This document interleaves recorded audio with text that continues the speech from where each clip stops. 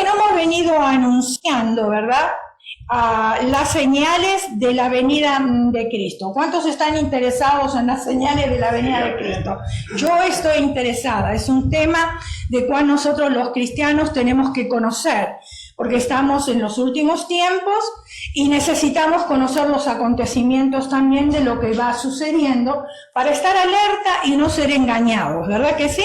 Muy bien, entonces les voy a invitar a ustedes a abrir la bella, la hermosa y la inalterable palabra de Dios en el Nuevo Testamento, en el Evangelio de Mateo, capítulo 24, y vamos a estar dando lectura solamente 4 versículos, del 1 al 4, ahí dice 3, pero es 4. Y dice de esta manera: cuando Jesús salió del templo y se iba, se acercaron sus discípulos para mostrarle los edificios del templo. Respondiendo él le dijo: ¿veis todo esto? De cierto os digo que no quedará aquí piedra sobre piedra que no sea derribada. Y estando él sentado en el monte de los olivos, los discípulos se le acercaron aparte diciendo: dinos cuándo serán estas cosas y qué señal habrá de tu venida y del fin del siglo. Respondiendo Jesús les dijo: mirad que nadie os engañe. Y a través de los siglos el Señor Jesús sigue diciendo exactamente las mismas palabras: mirad que nadie os engañe. Cuando Jesús predijo la destrucción del templo, que está hablando este versículo, los discípulos no entendían nada, nada. Habían caminado con Jesús, pero ellos no entendían lo que iba a suceder. Entonces se preguntaban: ¿cuándo se produciría la destrucción del templo? ¿Cuándo volvería Cristo para iniciar el final de los tiempos? Pregunta. Y quizás esas preguntas nos las estamos haciendo nosotros también hoy en día, ¿verdad? Los discípulos eran judíos que vivían bajo la opresión romana. El templo representaba de manera visible la presencia de Dios entre ellos. Por eso se les hacía difícil entender. Sí están entendiendo, ¿verdad? Muy bien. Notemos que Jesús responde las preguntas de los discípulos con una advertencia. No empezó a explicarle: va a suceder esto, va a suceder aquello. No, le dijo: mirad que nadie os engañe. Una advertencia les dio a las preguntas que ellos tenían. Ahora, lo que está escrito en su palabra se va a cumplir paso a paso. Eso no hay duda de que lo que está escrito en la Biblia se va a cumplir paso a paso. Nos guste o no nos guste, se va a cumplir. Jesús no estaba preocupado por los acontecimientos, como Jesús no está preocupado por los acontecimientos de ahora tampoco. A nosotros nos llaman la atención, pero no a Jesús. ¿Por qué no estaba preocupado? Porque él sabía que esos acontecimientos se iban a cumplir. Jesús estaba interesado en que entendieran que engañadores y falsos profetas se levantarían. Y con el correr de los siglos, Jesús está interesado exactamente en lo mismo. La palabra se va a cumplir. Aunque nosotros no querramos, se va a cumplir. Pero lo que Jesús no está interesado, que nosotros entendamos, de que engañadores y falsos profetas se van a levantar. Y se han levantado. Y se levantarán hasta que el Señor venga, ¿no? Por ejemplo, veamos Mateo 24, capítulo 4 y 14, al 14, 4 al 14. Dice: porque vendrán muchos en mi nombre diciendo: yo soy el Cristo. Y a muchos se engañarán. Y oiréis de guerras y rumores de guerra. ¿Estamos escuchando la guerra y rumores de guerra en todo el mundo? Sí, lo estamos escuchando. Por supuesto. ¿Hemos escuchado que ha venido el Cristo? Sí, también lo hemos escuchado. Dice: mirad que no os turbéis, porque es necesario que todo esto acontezca, pero aún no es el fin. Es necesario que todo esto acontezca, pero aún no es el fin. Todo lo que está aconteciendo ahora es necesario, pero todavía no es el fin. Ustedes recordarán, por ejemplo, hablando de falsos profetas, Jim Jones. Sí se acuerdan de él, ¿verdad? Se habló muchísimo. Fundador del Templo del Pueblo, inicialmente un líder evangélico. alegando ser perseguido por los Estados Unidos. Llevó a sus seguidores a Johnstown, las Guayabas. ¿Se acuerdan que decían el asesinato de las Guayabas? Decían, ¿no? Guayaba. Sí, donde organizó un suicidio colectivo el 26 de marzo de 1997, cuando pasó cerca de la Tierra el cometa Halley. Ellos creían que iban a reunirse en el cielo en una nave espacial. Fíjense ustedes si no era un falso profeta. ¿Dónde dice eso la Biblia? Que nos vamos a reunir en el cielo en una nave espacial. No dice nada de eso. Ahora, ¿ustedes se acuerdan de David Koresh? También. Entre 1959 y 1993 sucedió esto. Inculcó en los miembros de su secta que él era el mismo Jesús que había venido a liberarlos de este mundo de opresión. Indujo a sus seguidores a la muerte convenciéndoles, atrincherándose con armas en contra de la policía en su rancho de Wycombe, en Texas, Estados Unidos. ¿Qué si hablamos de José Luis Jesús Miranda? Puertorriqueño y fundador de Creciendo en Gracia. Bueno, no sé cuál sería la gracia, pero en fin, ¿no? ¿Quién afirmó que es el Cristo resucitado? Se apoderó de su cuerpo en 1976, autoproclamándose Jesucristo hombre. Anunció que se sometería a una gran transformación en el año 2012, convirtiéndose en inmortal. Imagínense, falso profeta. ¿Quién puede convertirse en inmortal? Si la Biblia dice que nuestro postrer enemigo es la muerte, y vamos a tener que pasar por la muerte. Murió de cáncer. El inmortal murió de cáncer. Fíjense ustedes. Cuenta con 710 centros de servicio en 25 países. Increíble. Hubo y habrá muchos falsos profetas hasta el final de los tiempos. Juan Calvino dijo, acá se los presento a Juan Calvino. Juan Calvino dijo estas palabras.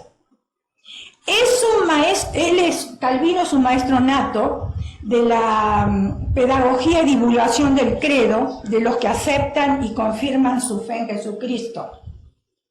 Él dijo estas palabras: un pueblo que no estudia la Biblia, escuchen bien, porque esto es bien importante, un pueblo que no estudia la Biblia confunde la herejía con la palabra de Dios. Ahora yo me pregunto, todos estos falsos profetas tenían seguidores que no estudiaban la Biblia y se dejaron engañar y confundieron la herejía con la palabra de Dios. Los creyentes de hoy ven el diablo en todos lados, en la Coca-Cola, en la mayonesa, en los dibujos animados, pero no logran ver al diablo en los falsos profetas predicando herejías en las iglesias. Eso es lo triste. ¿Pero por qué no logran? No lo logran porque no están leyendo la palabra de Dios. Entonces, si no leen la palabra de Dios, ¿cómo van a estar alerta de los falsos profetas? Son movidos por viento de doctrina, como dice la Escritura, pero no están firmes sobre la roca, que es Cristo Jesús. Veamos el versículo 7, aquí de Mateo, dice, porque se levantará nación contra nación. ¿Está sucediendo? ¿Está sucediendo? Sí. Y reino contra reino. ¿Está sucediendo hoy en día? ¿Pero cuándo fue escrito esto? ¿Anoche lo escribieron? ¿Cuándo fue escrita esta palabra? Miles de años atrás. Sin embargo, se están cumpliendo ahora. Y dice, y habrá pestes. ¿No hay pestes? Claro. Hambre también. Terremotos en diferentes lugares. Ya lo dijo la palabra miles y miles de años atrás. Y parece que fue escrito anoche. Os entregarán a tribulación y os matarán y seréis aborrecidos de toda la gente por causa de mi nombre. Y está sucediendo, está sucediendo. Muchos tropezarán entonces y se entregarán unos a otros y unos a otros se aborrecerán. Y también está sucediendo. Y muchos falsos profetas se levantarán y engañarán a muchos. Y por haberse multiplicado la maldad, ¿Está sucediendo? ¿No hay maldad en este mundo? Sí hay maldad, y cada vez es más acelerada la maldad. El amor de muchos se enfriará, mas el que persevere hasta el fin, ahí está el secreto. Quiere decir que el día que yo levanté la mano para hacer una decisión por Cristo e invitarlo que venga a morar en mi corazón, ese día estuvo perfecto. Gloria a Dios por eso. Pero si yo no persevero, de nada me sirvió que yo levanté la mano ese día. Porque no voy a estar con el Señor. Porque me fui para atrás. Me volví a lo mío, como le pasó a Pedro. Claro, Pedro, ¿qué hizo después que el Señor falleció? Se fue a pescar, porque era lo que él conocía. Se fue para atrás. Y será predicado este evangelio del reino en todo el mundo para testimonio de todas las naciones, y entonces vendrá el fin. El evangelio tiene que ser predicado. El mundo es grande.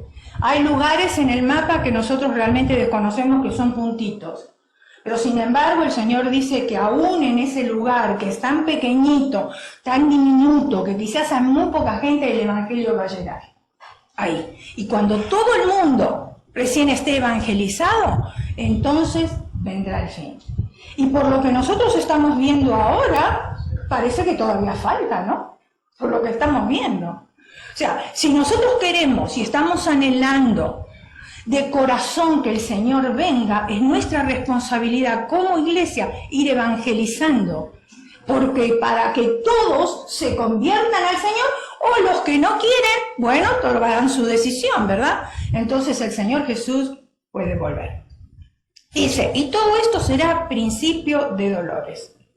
Ahora bien, nuestro Señor Jesucristo es claro al decir que el hecho de que todas estas cosas pasen no significan que ya estamos en el fin del mundo. Todavía no estamos en el fin del mundo. Pero sí nos anuncia que este viene ya que es principio de dolores. Ya está empezando, ¿verdad?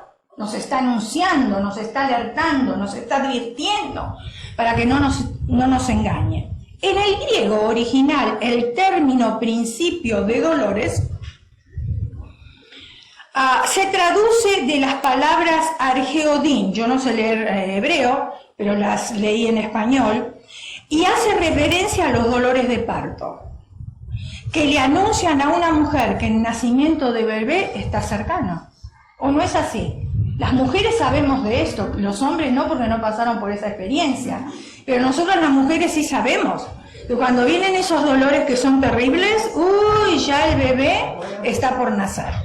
Entonces eso es lo que quiere decir. Son principios de dolores para que recién nazca, si lo podemos decir así, el fin del mundo. Así hoy en día este mundo se duele en medio de tanta maldad. El crecimiento de la apostasía es cada vez mayor. ¿Qué es apostasía? Apostasía es negar la fe. ¿Y cuántas personas no han hecho una decisión por Cristo y hoy están negando la fe? Muchísimas personas. El mundo entero vive tenso, ¿o no?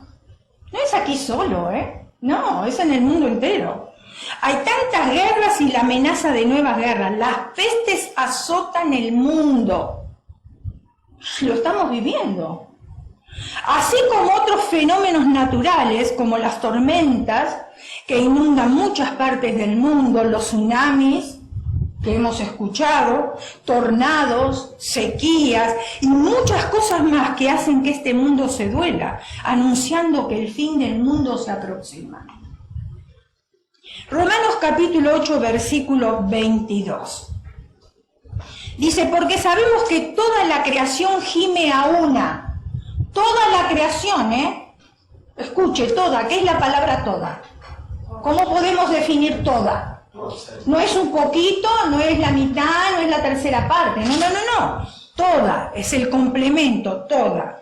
Gime a una y a una está con dolores de parto hasta ahora. ¿Qué quiere decir gemir? Gemir es orar intensamente. Es como respirar con intensa fuerza y todo lo que respira está en constante gemir, clamando con dolor su pronta redención mediante el retorno del Hijo de Dios, nuestro Señor Jesucristo.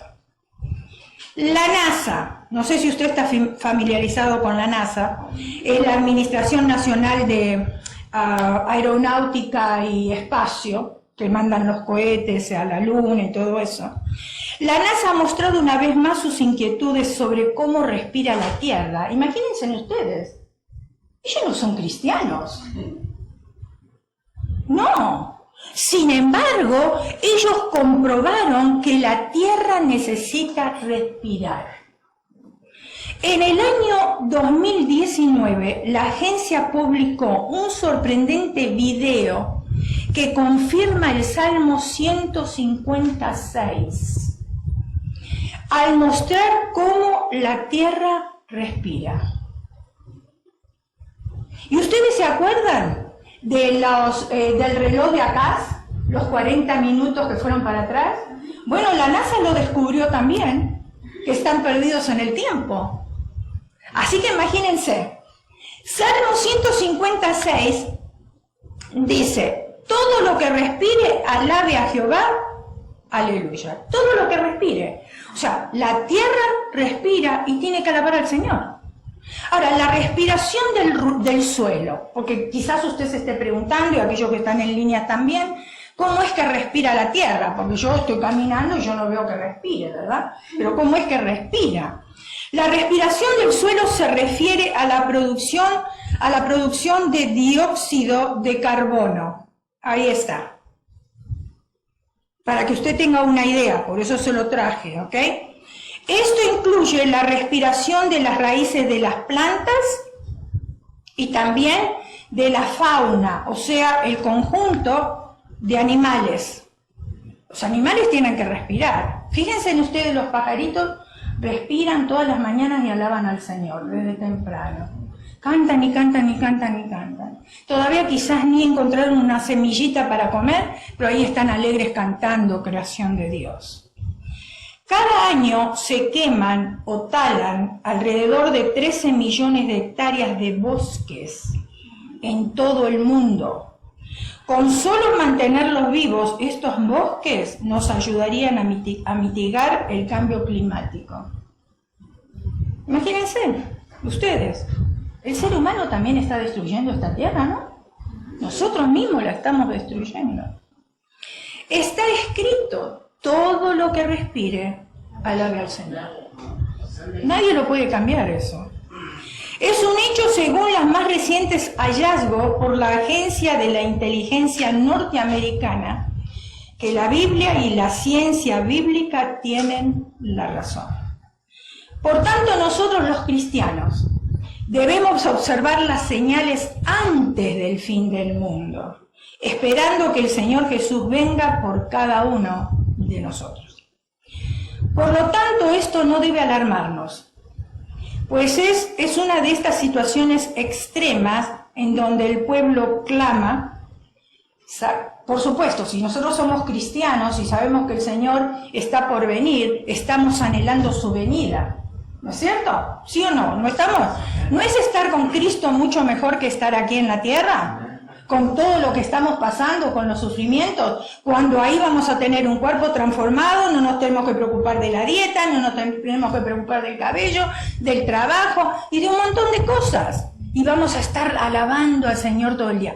¿Quién no quiere eso? ¿Quién no quiere? Hay que ser un poquitito necio para no querer esa bendición. Entonces, ¿qué sucede? Si nosotros como cristianos sabemos que la venida del Señor está pronto, por supuesto uno se arrepiente, ora con fervor y pasión por cambios y por un mover extraordinario de Dios. ¿Cuántos estamos esperando un mover extraordinario de Dios? ¿Verdad que sí? ¿Lo estamos esperando? En aquellos tiempos de dificultad, persecución y angustia, muchos se apartan.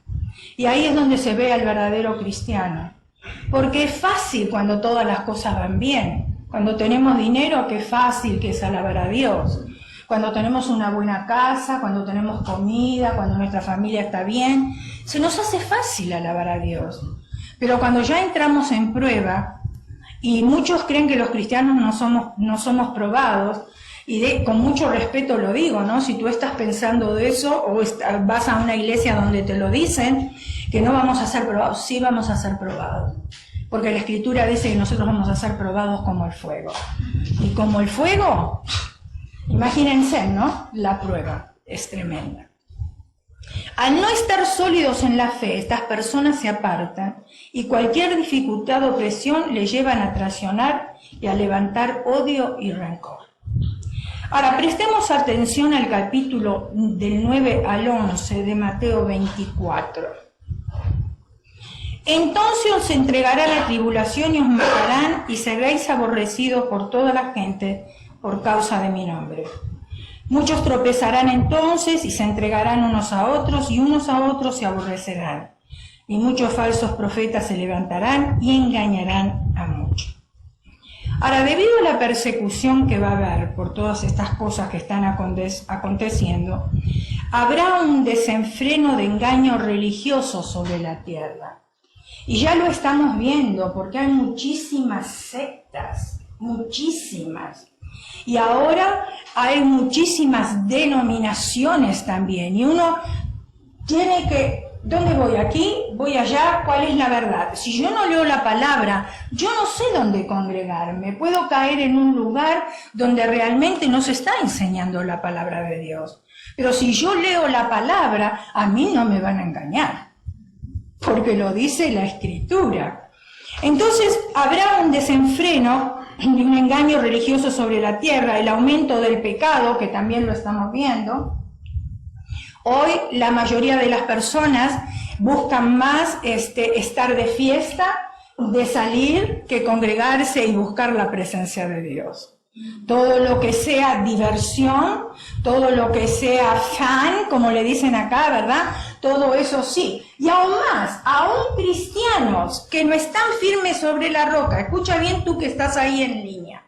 Yo no te conozco y porque no te conozco puedo hablar con libertad, porque no lo estoy diciendo directamente por ti, yo estoy diciendo por los cristianos. Escucha. Quizás tú te comprometiste a ir a la iglesia el domingo. No con el pastor, no con la denominación, tú te comprometiste con Dios. Pero resulta que llegó la comadre y dijo, ay, ¿sabes qué? Voy a hacer una carne asada, ¿por qué no te vienes a mi casa? Y entonces, ¿qué es lo que sucede? Te atrae más la carne asada que ir a buscar la presencia de Dios. Eso es lo que está sucediendo hoy. Tristemente, dentro de la iglesia está sucediendo estas cosas. Y me imagino que el corazón de Dios debe estar bien triste. Ahora, los que no tienen una base firme en la palabra serán engañados. Los que conocen la Escritura no serán engañados. ¿Por qué? Porque la Escritura nos advierte todas las cosas antes que acontezcan. El Señor Jesús es tan amoroso con nosotros que Él nos dice, muy bien, tú necesitas hacer estas cosas, pero si tú no las quieres hacer, yo no te voy a obligar a que las hagas, pero vas a tener consecuencias.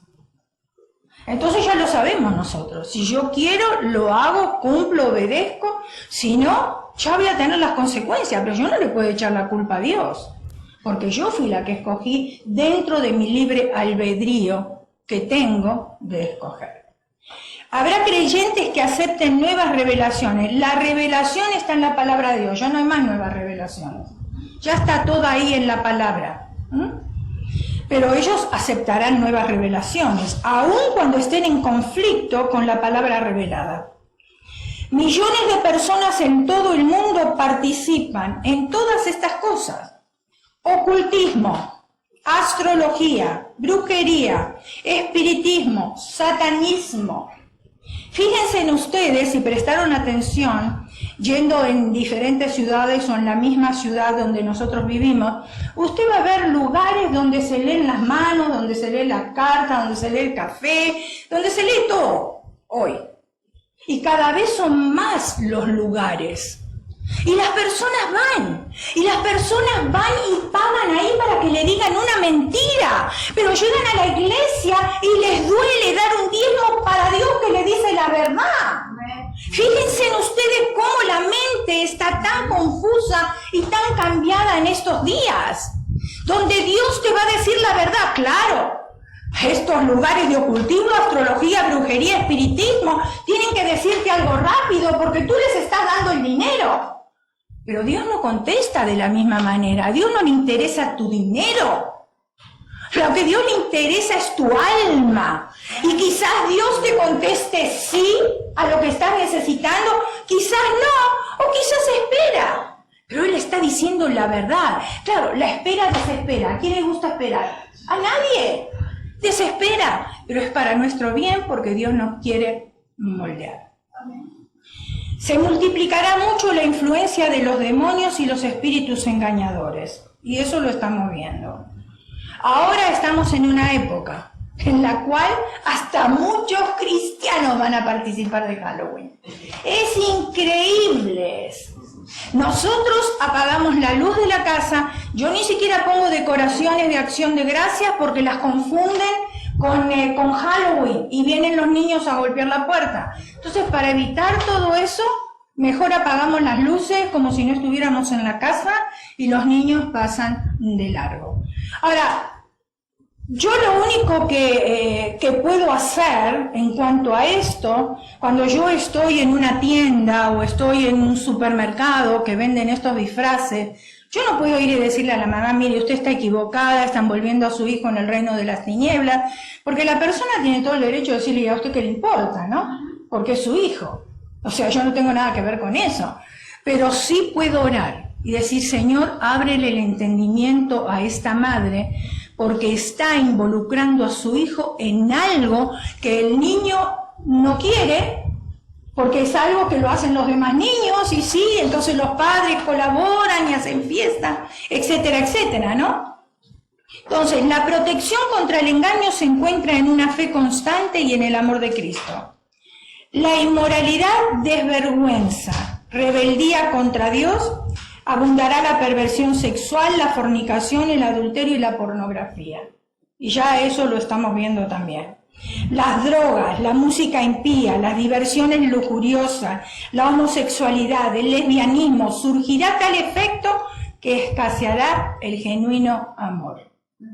Estos son todos principios de dolores. Nos está anunciando que la venida del fin está cerca.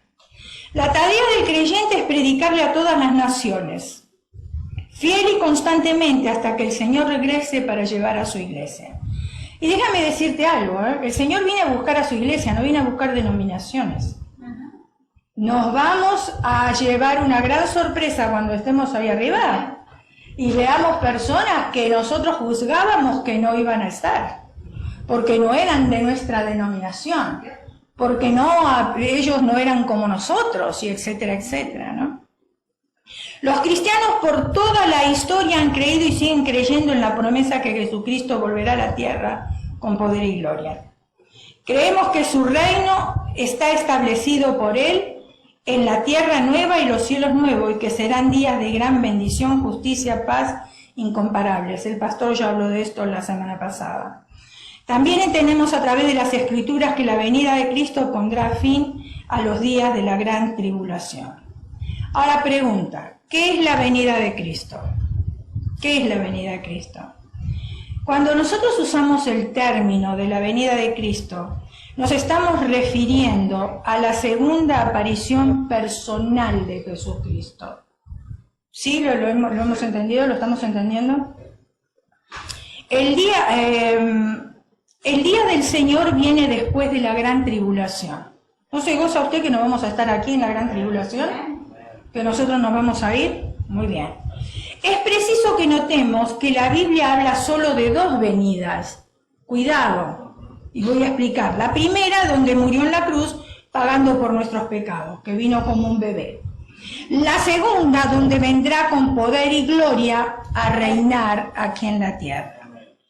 O sea, que cuando el Señor nos llame, o llame a la iglesia, esa no va a ser una venida presencial de Él, sino solamente aquellos que hemos le hemos servido, creemos que hemos creído en él, vamos a escuchar el sonido de la trompeta.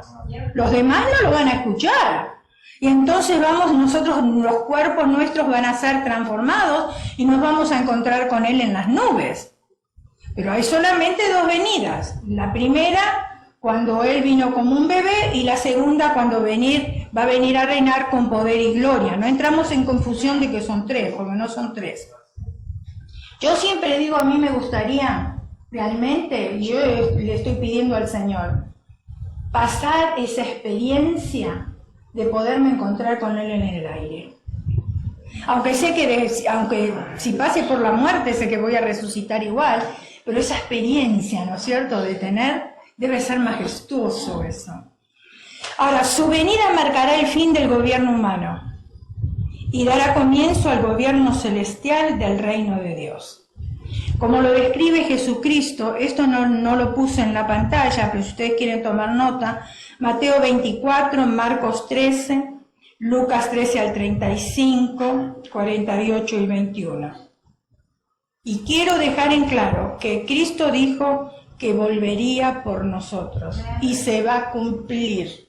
Él fue a preparar un lugar para que donde Él esté, nosotros también estemos.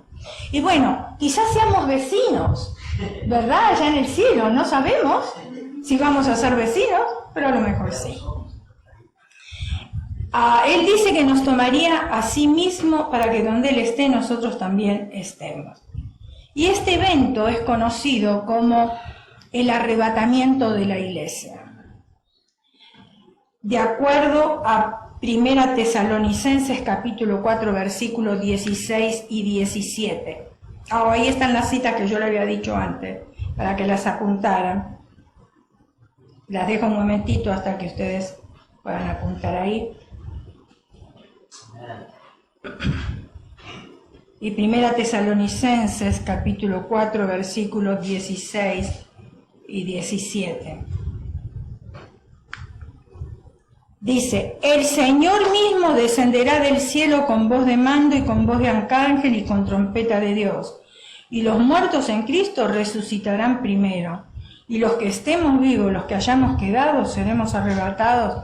¡Qué experiencia!, ¿no? De ver que las tumbas se van a abrir y los muertos van a salir, y van a salir del mar, y van a salir de donde quieran que estén, que hayan ellos perecido, sea por muerte de avión o ahogados o como sea, ¿no? Que ellos mismos van a levantarse primero y después nosotros. Tiene que ser algo glorioso, una experiencia tremenda. Luego los que estemos vivos, los que hayamos quedado, seremos arrebatados juntos con Él en las nubes para encontrarlos con el Señor en el aire, y así estaremos con Él, con el Señor para siempre. Este evento sucederá antes de la venida del Señor a reinar con poder y gloria. Porque después hay un montón de acontecimientos que suceden, donde vamos a venir nosotros también con Él. Por tal motivo se nos exhorta a nosotros en Mateo 24, versículo 15 al 21. Por tanto, cuando veáis en el lugar santo la abominación desoladora que habló el profeta Daniel, el que lee entienda, entonces los que están en Judea huyan a los montes. El que está en la azotea no descienda para tomar algo de su casa, y el que está en el campo no vuelva atrás para tomar su capa. Mas ay de las que están encinta y de las que críen en aquellos días. Orad pues que vuestra huida no sea en el invierno ni en día de reposo, porque habrá entonces gran tribulación, cual no la hubo debido desde el principio del mundo hasta ahora, ni la habrá. Jesús describe aquí las señales extraordinarias que ocurrirán durante la gran tribulación. Habla de la abominación desoladora. Es un acontecimiento visible que avisa a los fieles que están vivos durante la tribulación, que la venida de Cristo a la tierra es muy pronta.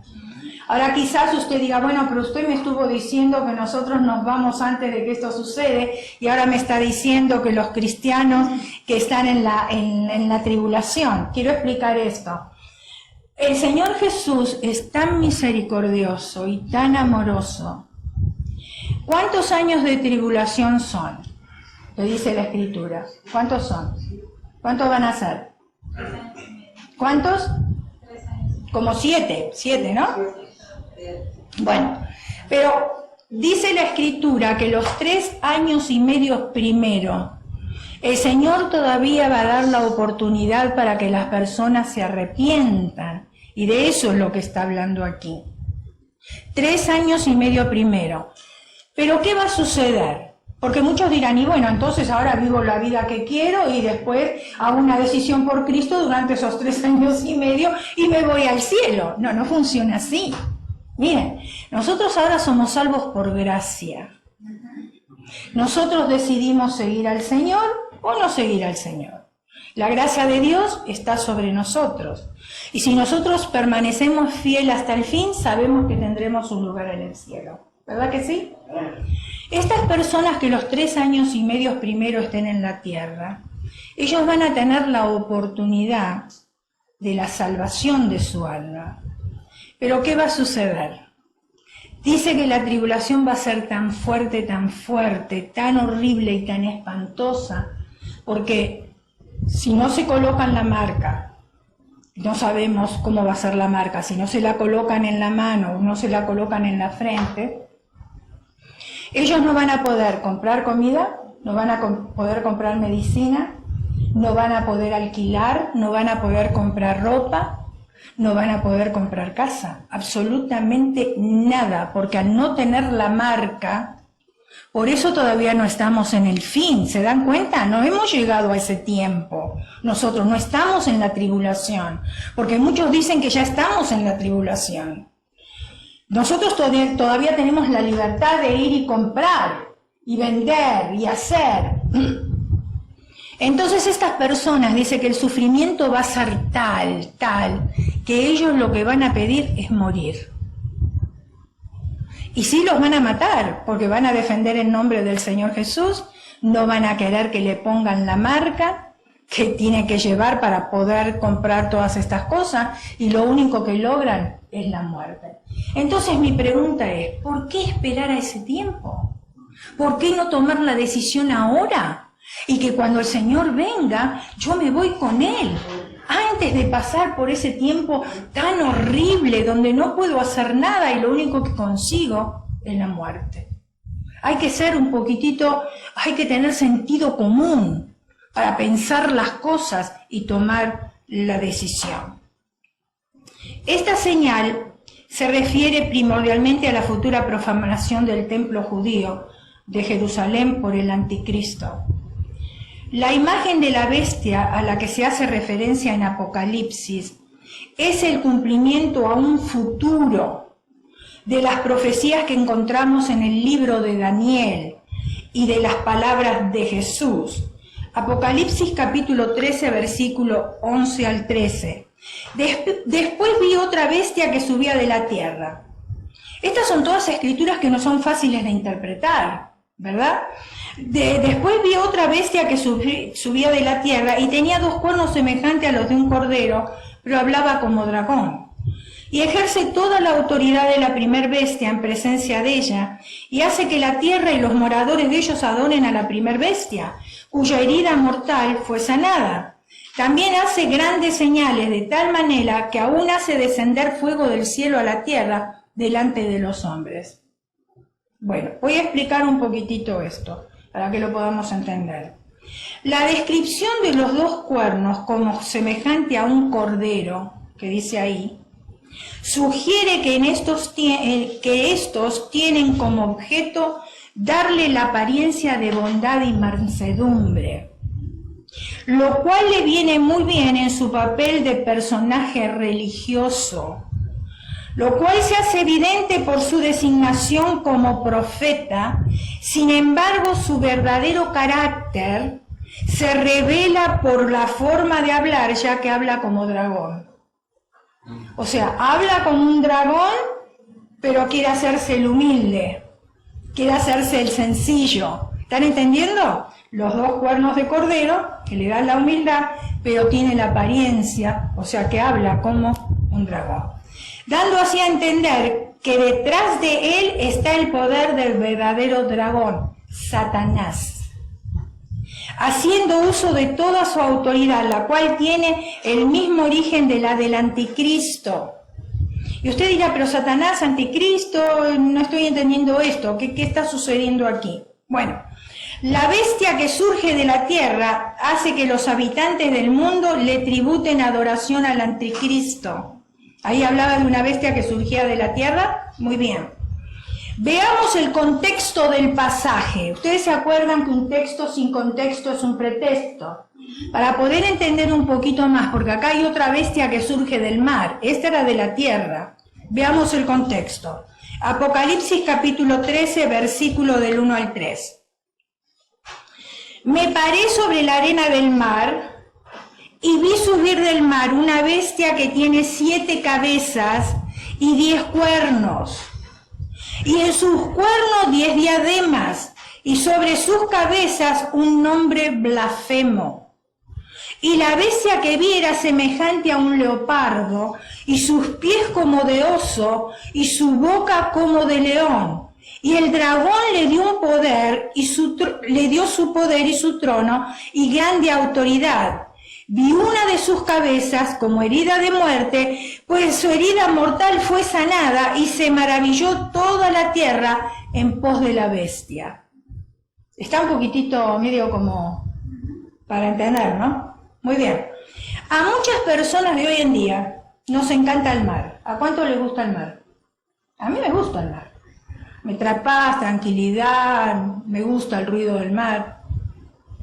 Pero el pueblo judío, en los tiempos bíblicos, tenían al mar como salvaje, sin domarse y un lugar de miedo. Por eso tenemos que ir nosotros a la historia de ellos, a la cultura de ellos, para poder entender ciertas profecías. Si no, se nos hace difícil. ¿Por qué dicen ciertas cosas? Después el antiguo Israel, bajo Salomón, tuvo una marina. Hiram, rey de Tiro, suplía a los marineros. Después fue cambiando la cosa. Ahí decía, vi subir del mar una bestia. ¿Lo escucharon? ¿Lo leyeron? ¿Sí? Ok. Del lugar identificado como maldad, el mar, caos y resistencia a Dios, salió una bestia. La antigua palabra griega traducida aquí para bestia tiene la idea de un animal salvaje y peligroso. Debido a que Juan le llama bestia y no dragón, hay diferencia, ¿verdad? La bestia y el dragón. Y no dragón, esta criatura representa a alguien distinto de Satanás, quien es representado por un dragón. Dice que tenía 7 cabezas y 10 cuernos, ¿es verdad? Sí. Muy bien. Aunque esta bestia es distinta del dragón, pero él es como el dragón, debido a que el dragón también tenía 7 cabezas y 10 cuernos. Hay acá una confusión, ¿no? Cualquier criatura con 7 cabezas sería difícil de matar, porque si hiere una cabeza le quedan otras 6. En las ilustraciones bíblicas, los cuernos expresan fuerza y poder. Las 10 diademas de la bestia expresan su gobierno sobre un grupo de 10 naciones. Un toro con 2 cuernos es una criatura poderosa, pero una bestia con 10 cuernos tiene más poder, justo como el dragón. En la visión de Daniel, los 10 cuernos específicamente representan 10 reinos, donde este último dictador mundial ejerce su autoridad. Y sobre sus cabezas un nombre blasfemo, decía. Las 7 cabezas de la bestia, cada una anuncia una blasfemia en contra de Dios. Los primeros 3 animales son un león, una imagen del imperio de Babilonia, un oso, una imagen del imperio medo-persa, y un leopardo, una imagen del imperio griego. una de sus cabezas como herida de muerte. Esta es una herida de cabeza, una herida mortal. Pero su herida dice que fue sanada. Ahí está la cosa. La recuperación de la bestia incrementa su fama y autoridad. Ustedes saben que Satanás siempre hace milagros, imita, es un imitador.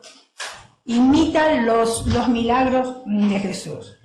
2 veces después, en Apocalipsis, esta recuperación es mencionada en conexión a la adoración y devoción de la tierra hacia la bestia.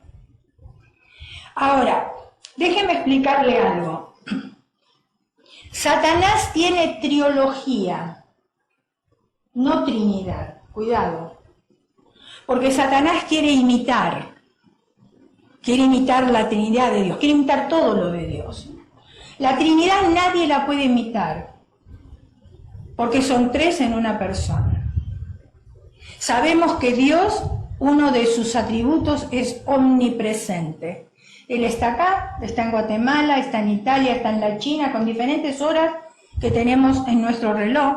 Él se encuentra en todos lados a la misma vez. Satanás no es omnipresente, él no se encuentra en todos lados a la misma vez. Él tiene que mandar sus emisarios a hacer las cosas. Entonces, la trilogía de Satanás es Satanás, el anticristo y el falso profeta. Esa es la trilogía. Y la Trinidad de Dios es Padre, Hijo y Espíritu Santo. Ahora, volviendo a nuestro pasaje de Apocalipsis 13:13, dice del 11 al 13.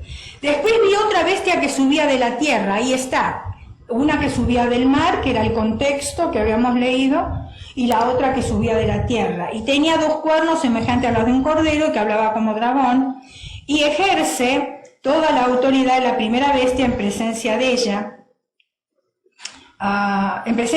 y hace que la tierra y los moradores de ella adoren a la primera bestia cuya herida mortal fue sanada. También hace grandes señales de tal manera que aún hace descender fuego del cielo a la tierra delante de los hombres. La primera bestia que surge del mar en relación con la segunda que surge de la tierra es de carácter religioso. ¿Por qué es religioso? Porque hace milagros y señales. Las 2 bestias, la del mar y la de la tierra. Es de carácter religioso porque hace milagros y señales. Hace a las personas adorar a la primera bestia. La señal de hacer descender fuego del cielo podría ser una imitación de lo ocurrido en el día de Pentecostés. Cuando el Espíritu Santo se manifestó sobre los discípulos, todas las personas, 120 personas que estaban ahí en el aposento, en forma de lenguas como de fuego. Ustedes recuerdan ese pasaje, ¿verdad? También podría ser una imitación de los milagros de Elías. ¿Ustedes se acuerdan que hizo descender fuego? También. Lo cierto es que la Biblia nos dice que Satanás tiene poder para hacer milagros y señales potentosas, mediante las cuales logra engañar a las personas y conducirlas al error e inclusive lograr que lo adoren a él. Satanás es un imitador y un impostor.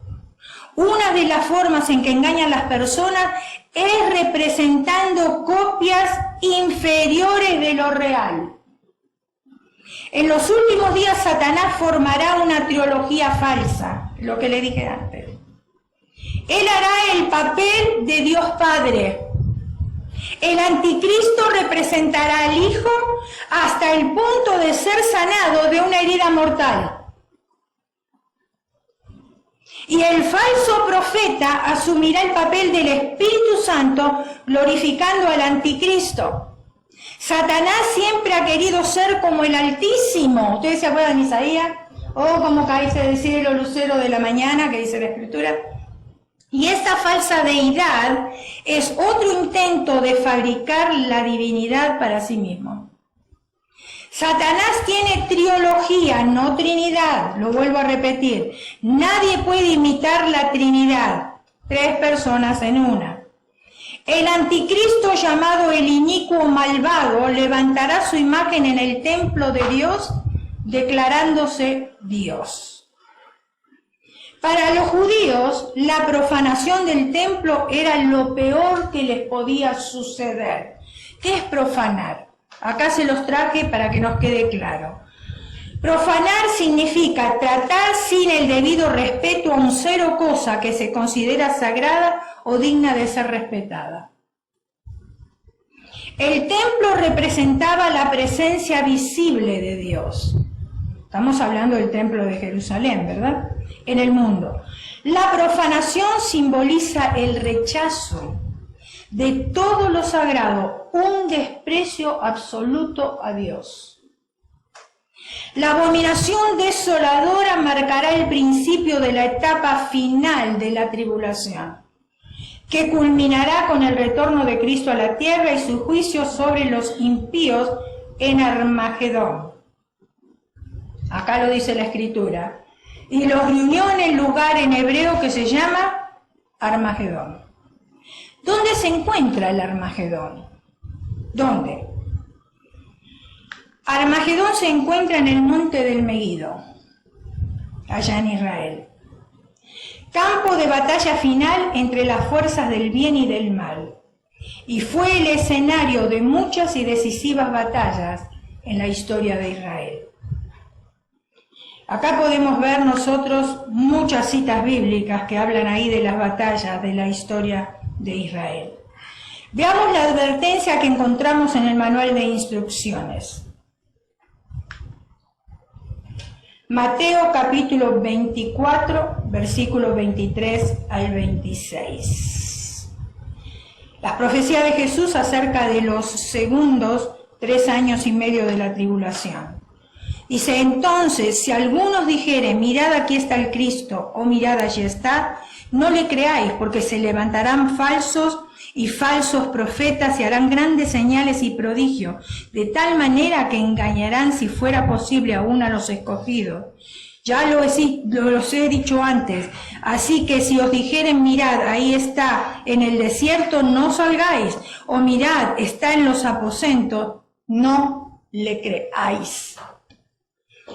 ¿Cuántas campañas hemos visto de iglesias llamadas cristianas que anuncian campaña de sanidad, campaña de liberación? Usted venga porque va a ser glorioso, porque la presencia de Dios está ahí.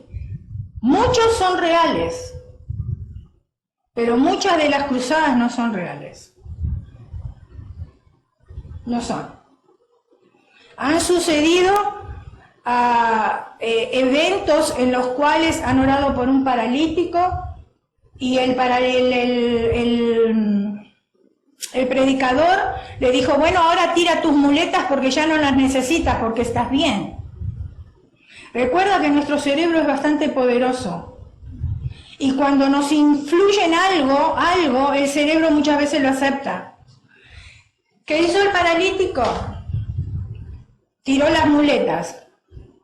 Al día siguiente la fue a buscar. Cuando Jesús sana. Ya no se necesitan más las muletas. Cuando Jesús sana, la vista también la sana. No estén buscando anteojos otra vez. O sea, no juguemos a la iglesita.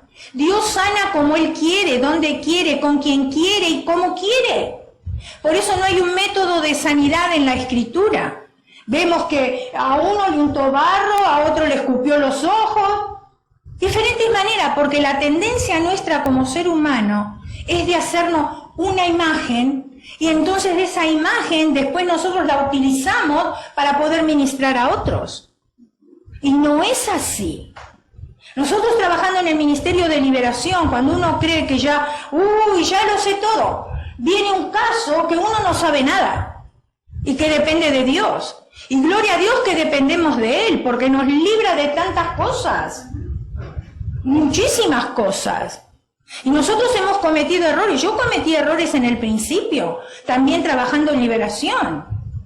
Estábamos en una cruzada y no había tanto lugar como para ministrar a las personas, se hicieron carpas para poder ministrar individualmente.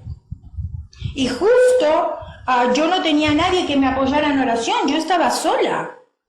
Y claro, cuando voy ahí y le pregunto cómo te llamas al demonio y me dijo Legión me llamo, yo me acordé, del endemoniado Gadareno, enseguida. Y yo no tenía apoyo de oración.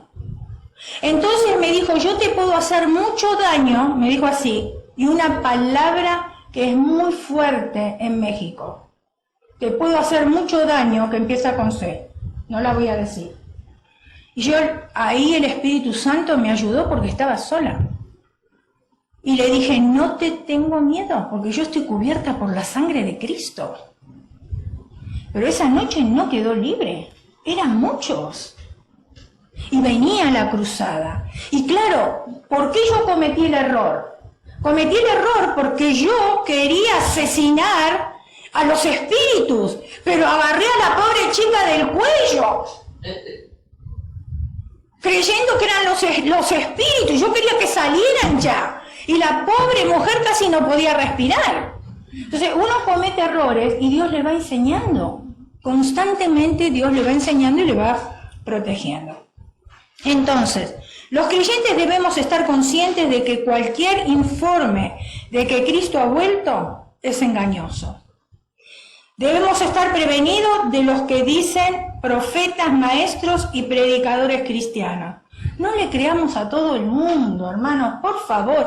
Estamos en el siglo XXI. Podíamos creer antes, cuando no teníamos a disposición nuestra tanto material. Pero ahora tenemos tanto material para averiguar, para informarnos, para leer.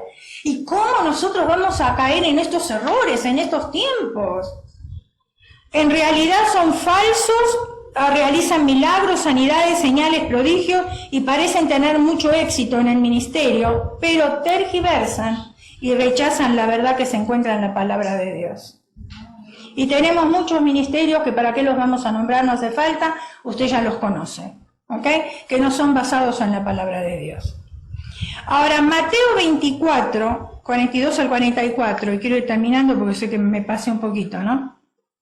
Dice, velad, pues, porque no sabéis a qué hora de venir vuestro Señor. Pero sabed esto, que si el padre de familia supiese a qué hora el ladrón habría de venir, velaría y no dejaría mirar su casa. Sentido común. No necesitamos adornar mucho, es un poco de sentido común. Si yo sé que va a venir un ladrón, voy a estar esperándole con un revólver o con un palo, o con qué sé yo, con cualquier cosa para tirárselo, ¿no? Y proteger a la familia.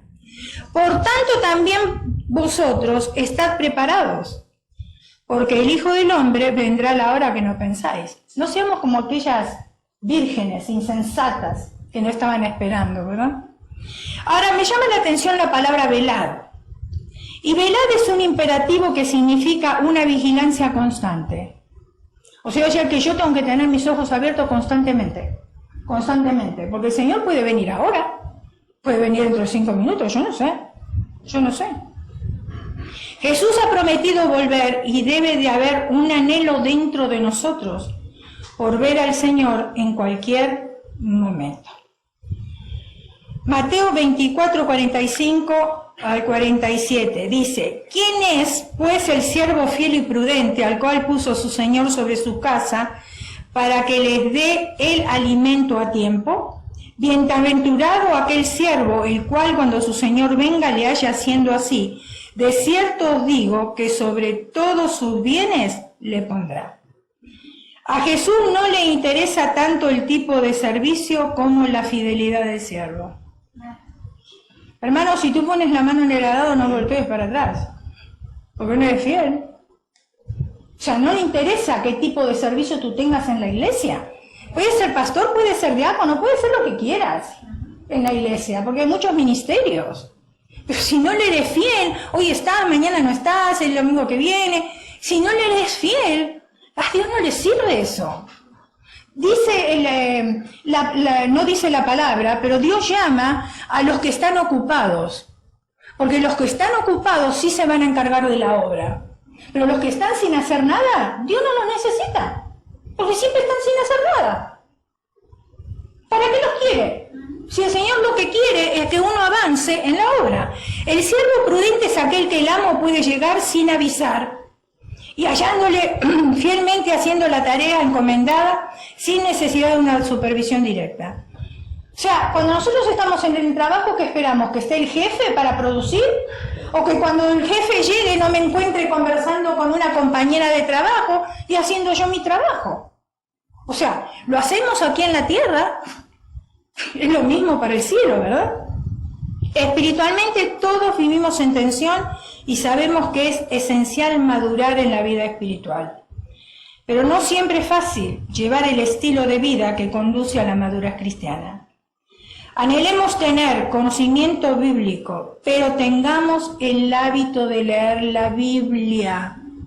Si yo digo amar al Señor, ¿cómo yo no voy a leer la carta de mi amado?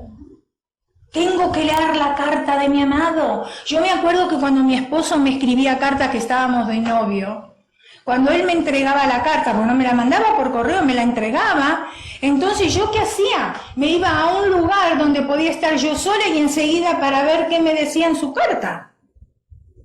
O sea, el anhelo de saber qué está pensando, y lo mismo en la palabra de Dios. ¿Qué quiere Dios de mí? ¿Cómo puedo conocer yo más su corazón? ¿Cómo yo puedo estar alerta? ¿Cómo yo puedo dejar de pecar? Porque más me nutro de la palabra, más me lleno del Espíritu Santo.